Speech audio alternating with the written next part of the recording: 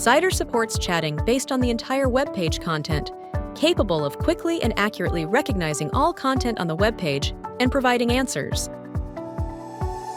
After opening any web page and launching Cider, you'll notice a small summary window pop up at the bottom of the chat page. When you click Summarize on the right, Cider will automatically detect the web page's content and generate a summary.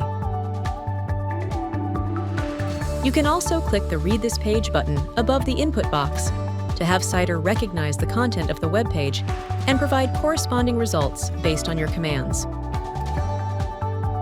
Additionally, you can directly click the Summarize This Page button above the Cider icon in the bottom right corner of the web page. This allows Cider to more conveniently and quickly recognize and summarize the web page content.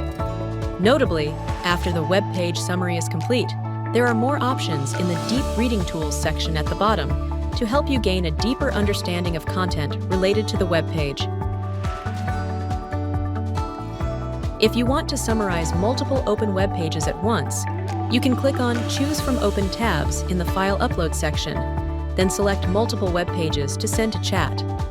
After giving your command, Cider will analyze the content from all selected pages and provide corresponding results,